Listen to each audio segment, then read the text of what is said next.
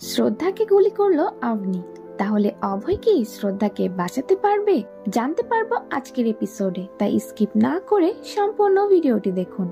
ভাগ্যরেখা নাটকের 159 পর্বের শুরুতেই আমরা দেখতে পারবো যে ত্রিপাঠী পরিবারের সকলেই অনেক বেশি কান্না করছে, কেননা শ্রদ্ধার জ্ঞান ফিরছিল না। এর সাথে ত্রিপাঠী পরিবারের সকলেই একে একে চিন্তা করতে থাকবে শ্রদ্ধার সাথে কাটানো সুন্দর মুহূর্তগুলো এবং কান্না করতে থাকবে সকলেই শ্রদ্ধার জন্য। ঠিক তখনই শ্রদ্ধার বাবা অভয়ের কাছে এসে তাকে কিছু খেতে বললে অভয় তার বাবাকে বলবে যে আমি এক গ্লাস পানিও মুখে নেব না যতক্ষণ না শ্রদ্ধার জ্ঞান ফিরবে। এর সাথে অভয় আরো বলতে থাকবে যে আমি শ্রদ্ধার বিপদের সময় তার পাশে থাকতে পারলাম না, আর শ্রদ্ধা সব সময় অন্যের কথাই চিন্তা করতে থাকে। ও কি একবারও আমার কথা ভেবে দেখলো না? এটি বলে দেওয়ালের সাথে নিজের হাত রাগে বাড়ি দিতে থাকলে ঠিক তখনই বরুণ এসে অভয়কে আটকাবে এবং অভয়কে বলতে থাকবে যে অভয়, তোর কোনো দোষ নেই। আজকে শ্রদ্ধার যা হয়েছে তার জন্য দায়ী একমাত্র আমি। তোর যদি মারতেই হয় তাহলে আমাকে মার। এটি শুনতেই কৃতি তখন সেই স্থান থেকে দূরে কোথাও চলে যাবে এবং বরুণের বাবা তখন বরুণকে বলবে যে তুই একটু কৃতির কাছে যা, এই সময় কৃতির পাশে থাকা তোর প্রয়োজন। বরুণও তখন কৃতির কাছে চলে যাবে এবং আমরা শ্রদ্ধার মাকে দেখব যে কিনা কান্নারত অবস্থায় শ্রদ্ধার বাবাকে বলতে থাকবে যে শ্রদ্ধা সবসময় কৃতিকে নিজের মায়ের মতো আগলে রেখেছে, আর আমি আমার মেয়েকে বুঝে উঠতে পারলাম না। তাকে আমি কতই না কষ্ট দিয়ে কথা বলেছি, আমার মতো মা যেন কারো না হয়। শ্রদ্ধার বাবা তখন শ্রদ্ধার মাকে আশ্বাস দিতে থাকবে। অপরদিকে বরুণ কৃতিকে পানি দিতে লাগলে কৃতি সেটা ধাক্কা দিয়ে ফেলে দিবে এবং বরুণকে বলতে থাকবে যে আপনি এটা কি করে বসলেন বরুণজি? আজকে আমার বোনের এই অবস্থা শুধুমাত্র আপনার কারণে। বরুণ তখন জবাবে কৃতিকে বলতে থাকবে যে কৃতি, আমাকে তুমি মাফ করে দাও। আমি আসলেও বুঝতে পারছি না তোমাদের কাছে কি করে ক্ষমা চাইবো, কিন্তু আমি কখনোই ভাবতে পারিনি যে আপনি এমন কোনো কাজ করে বসবে।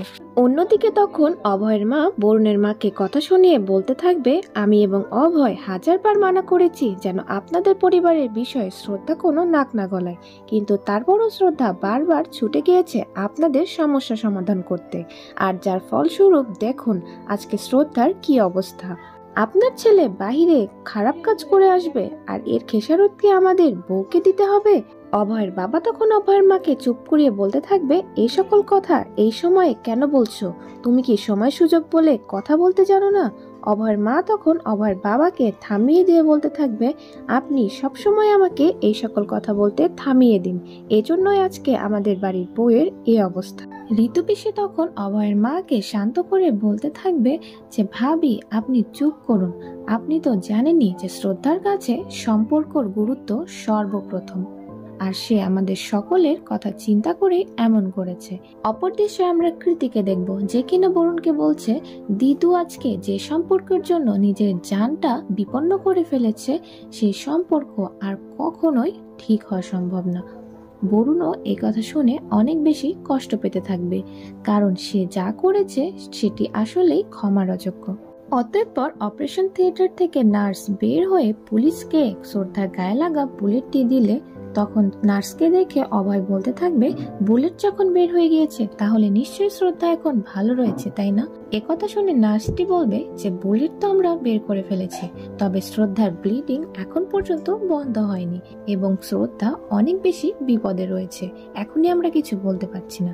এটি বলে ভেতরে চলে যাবে, যেটি শুনে পরিবারের সকলে তো অনেক বেশি কান্না করতে থাকবে। আর সেই মুহূর্তে কৃতি এবং বরুণ সেখানে এসে দেখতে পাবে এবং সকলকে জিজ্ঞাসা করবে যে নার্স কি বলে গেল। তখনই পিসিমণি কৃতিকে সান্ত্বনা দিয়ে বলবে যে তোমার দিদু অনেক বেশি সাহসী, এর সাথে অনেক বেশি জেদি, যে কোনো ভাবে শ্রদ্ধা আমাদের কাছে আবার ফিরে আসবে। অভয়া তখন ভাবতে থাকবে যে কিভাবে সে শ্রদ্ধাকে প্রতিনিয়ত অবহেলা করেছে, এমনকি শ্রদ্ধাকে তার স্ত্রীর মর্যাদাটাও দেয়নি পর্যন্ত। এবং হসপিটাল থেকে সরাসরি বের হয়ে যাবে, যা দেখে পিসিমণি এবং অভয়ের মাও অভয়ের পিছু পিছু আসলে দেখতে পাবে যে অভয় বাড়ি এসে তার রুম পরিষ্কার করছে।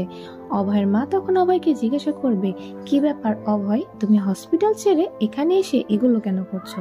অভয় তখন বলবে যে মা, আপনি তো জানেন না যে শ্রদ্ধা ঘর অগোছালো রাখা একদম পছন্দ করে না। সে যদি এসে দেখে যে ঘর এমন অপরিষ্কার রয়েছে তাহলে তো আমাকে ছেড়ে কথা বলবে না। এগুলো বলতে থাকলে অভয়ের পিসি এবং অভয়ের মা অভয়ের মনের অবস্থা বুঝে অনেক বেশি কান্না করতে থাকবে।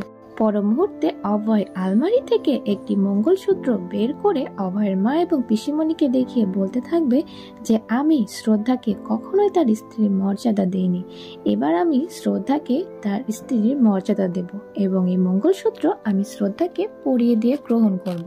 এটি শুনে পিসিমণিও কান্নারত অবস্থাতেই বলতে থাকবে যে তুমি শ্রদ্ধাকে নিয়ে আসবে আর আমরা শ্রদ্ধাকে ধুমধাম করে বরণ করব, কেননা সেই সময় তো সেই সকল কিছু শ্রদ্ধা পায়নি। ঠিক তখনই অভয়ের কাছে বরুণের ফোন আসলে অভয় জানতে পারবে যে শ্রদ্ধার কিছু একটা হয়ে গিয়েছে। এটি শুনে অভয় তখন তাড়াতাড়ি ঘর থেকে বের হয়ে যাবে। পিসিমণিও বারবার জিজ্ঞাসা করতে থাকবে অভয়কে, কিন্তু অভয় কিছু বলার অবস্থাতেই থাকবে না। পিসিমণি তখন অভয়ের ফেলে রাখা ফোনটি কুড়িয়ে নিয়ে কানে ধরে বরুণের সাথে কথা বলে জিজ্ঞাসা করতে থাকবে যে বরুণ, কি হয়েছে শ্রদ্ধার? বরুণ তখন পিসিমণিকে বলতে থাকবে যে শ্রদ্ধার অবস্থা অনেক খারাপ, ডক্টর জবাব দিয়ে দিয়েছে। এটি শুনে তো ঋতু পিসি এবং অভয়ের মাও অনেক বেশি কান্না করতে থাকবে। অতঃপর আমরা অভয়কে দেখব যে কিনা বাড়ি থেকে বের হয়ে বাইক নিয়ে শ্রদ্ধার কাছে যাওয়ার চেষ্টা করলে বাইক তখন স্টার্ট হতে চাইবে না। অভয় তখন তাড়াহুড়ো করে বাইক ফেলে রেখে দৌড়াতে থাকবে হসপিটালে যাওয়ার জন্য। তখনই একটা রিক্সা পেলে সেখানে একটা মহিলা এসে বসে পড়বে এবং মহিলাটিকে রিকোয়েস্ট করতে থাকবে যে দেখুন, আমার যাওয়াটা অনেক জরুরি, আপনি প্লিজ অন্য গাড়িতে চলে যান, আমাকে এটাতে যেতে দিন। মহিলাটি তখন অভয়কে নানান কথা শুনিয়ে গাড়ি নিয়ে সেখান থেকে চলে যাবে। অভয় তখন উপায় না পেয়ে সেখান থেকে রাস্তা পার হতে লাগলে তখনই একটি কারের সাথে ধাক্কা খাবে আর তার মঙ্গলসূত্রটি পড়ে যাবে। মঙ্গলসূত্র তুলতে লাগলে গাড়ির লোকটি তখন নেমে এসে অভয়ের কলার ধরে অভয়কে অপমান করতে থাকলে অভয় তখন বলতে থাকবে যে আপনি কেন জবরদস্তি আমার সাথে অশান্তি করছেন? একদিকে আমার স্ত্রী হসপিটালে মৃত্যুর সঙ্গে লড়াই করছে আর আমি তার কাছে যাওয়ার চেষ্টা করছি, আর আপনি কেন আমার সাথে এরকম আচরণ করছেন? লোকটি তখন অভয়ের অবস্থা বুঝতে পেরে তাকে ছেড়ে দিয়ে সেখান থেকে চলে যাবে। পরবর্তী দৃশ্যে আমরা হসপিটালে দেখব যেখানে শ্রদ্ধার মা ডাক্তারের কাছে অনুনয় বিনয় করছে যে যেভাবেই হোক শ্রদ্ধাকে যেন তারা বাঁচিয়ে দেয়। ডাক্তারও তখন বলতে থাকে শ্রদ্ধার তো ব্লিডিং আমরা বন্ধ করে দিয়েছি, তবে এখন পর্যন্ত শ্রদ্ধার জ্ঞান ফিরে আসেনি, আর জ্ঞান ফিরে না আসা পর্যন্ত আমরা কোনো কিছুই করতে পারবো না, এখন সবকিছুই সৃষ্টিকর্তার হাতে। নার্স এসে ডক্টরকে বলতে থাকবে যে শ্রদ্ধার হার্টবিট অনেক বেশি বেড়ে গিয়েছে, জলদি অপারেশন থিয়েটারে যেতে। ডক্টর তখন সাথে সাথে চলে যাবে আর এদিকে সবাই তখন কান্না করতে থাকবে। কীর্তি অনেক বেশি অস্থির হয়ে পড়বে। তখনই বরুণের বাবা কীর্তিকে সান্ত্বনা দিয়ে বলতে থাকবে তোমার বোন না অনেক বেশি সাহসী, তোমার বোন ঠিকই ফিরে আসবে, তুমি দেখো। আর সেই মুহূর্তে অভয়ও হসপিটালে চলে আসবে এবং জোরপূর্বক অপারেশন থিয়েটারে ঢুকে গেলে ডক্টর তখন অভয়কে বলতে থাকবে আপনি এখানে কেন এসেছেন, আপনার এখানে আসার কোনো পারমিশন নেই। অভয় তখন রাগান্বিত হয়ে ডক্টরকে বলবে আপনাদের অনেক কথা শুনেছি, আর না। এর পর মুহূর্তে অভয় নিজের রাগকে কন্ট্রোল করে ডক্টরকে অনুরোধ করে বলতে থাকবে যে ডক্টর আমাকে একটু আমার স্ত্রীর সাথে কথা বলতে দেন। ডক্টর তখন বলবে শ্রদ্ধার তো এখনো জ্ঞান ফিরেনি। তারপরও অভয় শ্রদ্ধার সাথে কথা বলতে চাইলে ডক্টর তখন অভয়কে পারমিশন দিয়ে দেবে। অতঃপর আমরা অভয়কে দেখব যে কিনা শ্রদ্ধার কাছে গিয়ে শ্রদ্ধাকে বলছে যে শ্রদ্ধা তুমি তো বেশ ভালোই, আমাকে রেখে তুমি এখানে একা নিশ্চিন্তেই ঘুমিয়ে রয়েছো, একবারও আমার কথা চিন্তা করছো না, তুমি প্লিজ উঠে পড়ো শ্রদ্ধা, কেননা তোমার সাথে আমার এখনো অনেক কথা বলার বাকি, এখনো অনেক ঝগড়া করারও বাকি, এছাড়াও তোমার কাছে আমার মাফ চাওয়ারও রয়েছে, তুমি একবারের জন্য উঠে পড়ো শ্রদ্ধা। এর সাথে অভয় আরো বলবে যে শ্রদ্ধা আমি অনেক খারাপ স্বামী, আমি কখনোই তোমার জন্য ভালো কিছু করতে পারিনি, কিন্তু আমাকে তুমি একটা সুযোগ দাও, আমি নিজেকে পরিবর্তন করে ফেলবো। তোমাকে আর কখনোই আমি কষ্ট দেব না। তুমি তারপরও আমাকে একা করে চলে যেও না এভাবে। তাহলে পরবর্তীতে কি হতে চলেছে শ্রদ্ধার সাথে? শ্রদ্ধা কি অভয়ের ভালোবাসার টানে ফিরে আসতে পারবে?